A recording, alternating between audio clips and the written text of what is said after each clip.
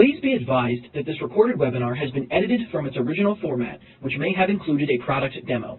To set up a live demo or to request more information, please complete the form to the right. Or if you are currently not on CSC Global, there is a link to the website in the description of this video. Thank you. Hello everyone, and welcome to our first webinar of 2021 on protecting your brand from the increasing threats of online fraud. My name is Stephanie Mitchell and I will be your moderator. Joining us today are Nina Hripchak, CSC's Regional Director in the DACH IT region, Puriya Vatanka, a CSC Digital Brand Consultant, also in the DACH IT region, and our special guest speaker today is Robin Schouten of ABN AMRO. Today the team will be covering the fraud and phishing landscape, firstly taking a look at the different types and forms that phishing takes, and then looking at the trends that we saw in 2020 as a result of the coronavirus pandemic. Nina and Puriya will then speak with Robin, interviewing him on how these trends have affected his company and how ABN AMRO have dealt with the risks that they have presented. So it promises to be a great session, and without further ado, I will hand over to Nina. Thank you, Stephanie, and welcome. Thank you for joining us today, and a very happy and healthy new year to you all. I think it's fair to say that we are all looking back at a very unusual year for everyone, from a personal perspective, but also a business perspective. 2020 was a year of sudden change. Most of us found ourselves suddenly working solely from home, using video capabilities such as Zoom or Teams to communicate with colleagues and business contacts, and even family and friends, when previously a lot of this contact would have been in person.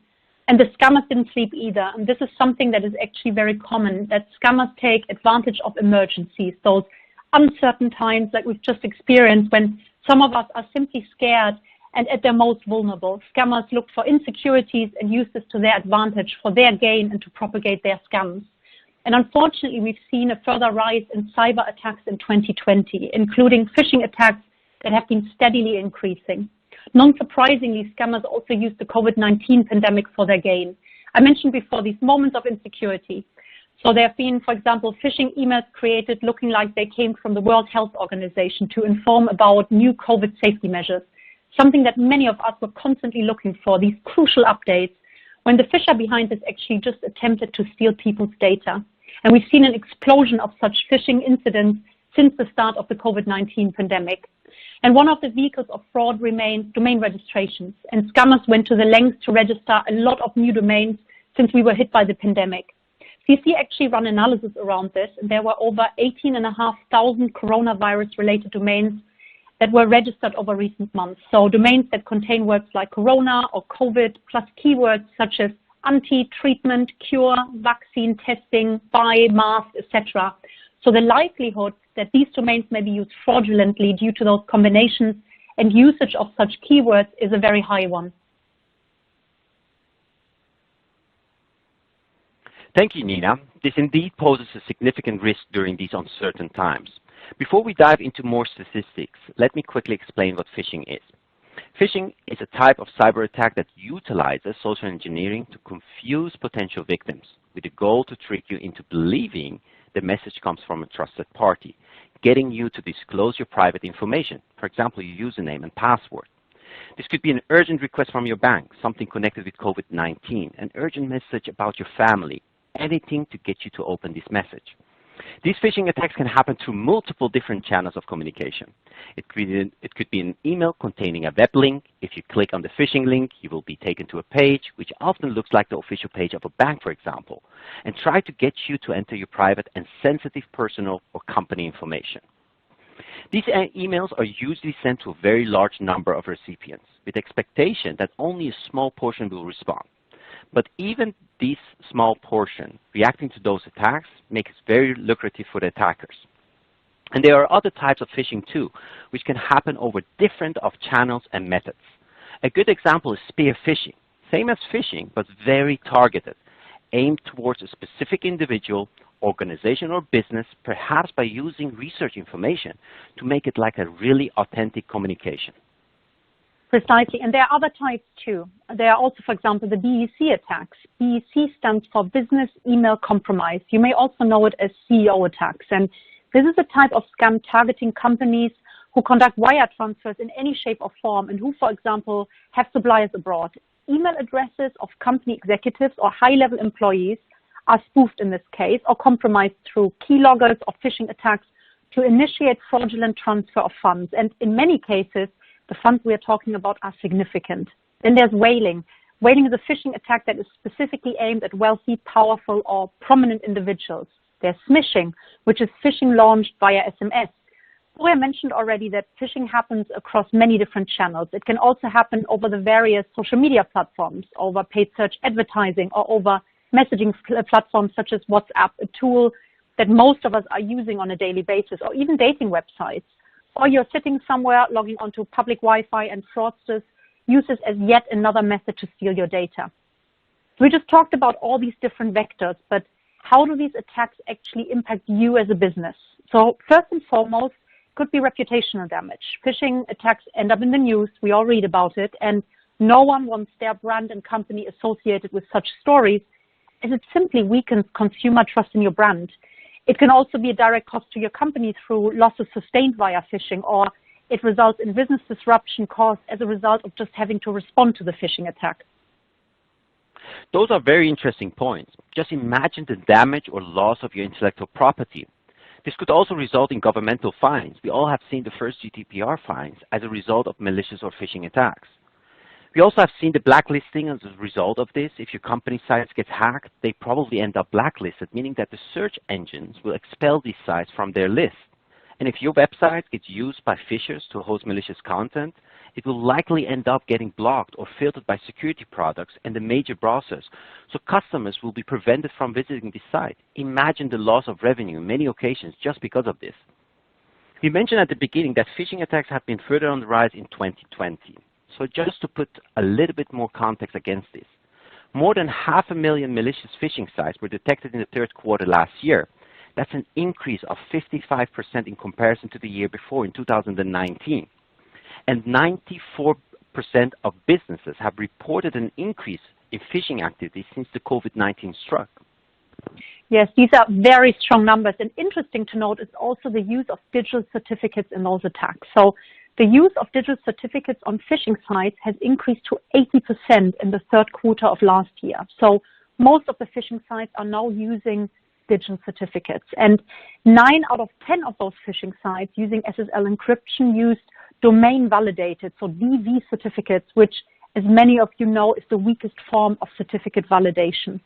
This means that cyber criminals are now using these important security features known to us all against us to push their scams. And unsurprisingly, nearly half of all certificates for these sites were issued by free certificate provider Let's Encrypt. Those are strong numbers. We already explained what business email compromise attacks are. Now, around 80% of these type of attacks in the third quarter last year originated from free web mail accounts, with Gmail being the most used.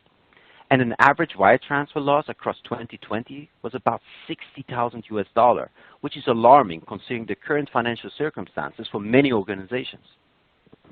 Yes, and in a year where most of our business conversations outside of email suddenly moved to video functionalities and programs such as Zoom, it was not surprising that scammers were also attacking these tools. So several thousand Zoom-related domains were identified just in the first weeks of April last year, many of these considered suspicious or even malicious. And the most targeted industries here are webmail and software as a service. A third of all attempts targeted this industry sector, followed by financial institutions. Unsurprising, as these are usually a key target for phishers. It will be great to hear more around this from Robin of ABN AMRO shortly. And as I said, one of the things that has not yet changed is human error remains the weakest link and something that attackers continue to use to their advantage. Someone that is an expert in staying ahead of those cyber criminals trying to exploit their brands is Robin Schouten. Welcome, Robin, and thank you for joining us today. Hi, Nina. Thank you for having me here. Really great to have you with us today, Robin. And tell us a little bit more to start with about yourself and ABN AMRO, your role and what you and your team are responsible for. I'm Robin Schouten. I'm working at ABN AMRO, one of the 3 largest banks of the Netherlands. I'm part of the online brand and phishing protection team within the CISO department, Chief Information Security Office. This is a virtual team, what means that all members are part of one of the other departments within CISO. A member of the Security Operating Center, Channel Security, Crypto Services, they are all dedicated to the team. Now, on this way, if you start an implementation, you have all the expertise from every team already in your team. And you can act faster and don't have to wait on the other teams. And speeding up your processes is important as attackers also speeding up their processes. Brilliant. Thank you, Robin. So I would suggest let's get to the next question immediately. From many recent reports, we understand that there has been an explosion of phishing incidents since the start of the COVID-19 pandemic. Have any of these new trends significantly affected ABN AMRO or the banking industry? Yes, it did. And indeed, what you say, an explosion of phishing incidents, not only for our customers, but also for the employees. So on two fronts, you feel the pain. Customers are important for your company, and also employees are very important for you. So there is an increase of targeting customers with fooling them to look like the bank, asking for transferring money, sending back their debit cards, clicking on malicious links. And employees are targeted by phishing for mainly their credentials. As everybody is working from home, the phishing emails also get different. One example, everybody is working via Teams from home. So sometimes you have a missed call. So emails with voicemail message attachments from missed calls appears in your mailbox. And you think, hey, that's weird, I missed a call, let's listen. And before you know, you're clicking on the button of the attacker. So the goal is to get ahead on all new technique attackers are using and adapt your processes quickly to that.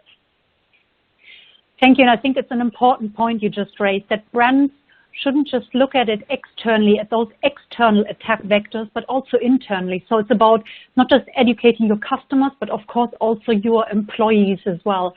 And what particular pain points do you currently feel in your role? As attackers approaching customers on behalf of the bank, the trust of the bank is undermined. If the bank is sending you a text message or calling you by phone, you immediately trust that. That's a habit most people have. And attackers are misusing that trust and targeting customers. And customers from a colleague bank on national TV told their story, how it went. They were called by the bank, stating that their account is in danger and that they have to transfer the money quickly to another account, and that instructions will follow by a text message. They received a text message from the bank, they thought, with a fake URL inside that message. They clicked on the fake site, transferred the money, and there was even a guy coming on their front door picking up the debit card because that debit card needs to be replaced. It's very weird, and it's very hard to educate people by telling them the bank will never use that kind of techniques and they will never ask you transferring money. And internally, you also have a challenge. Many companies, third-party companies, are sending surveys to employees nowadays on behalf of the business.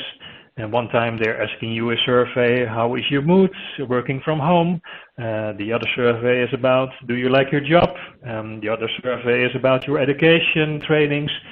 And all those surveys have different layouts.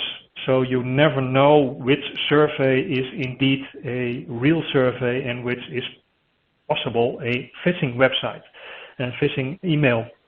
So think about a uniform and recognizable way of communication to your customers and also your employees. That's important.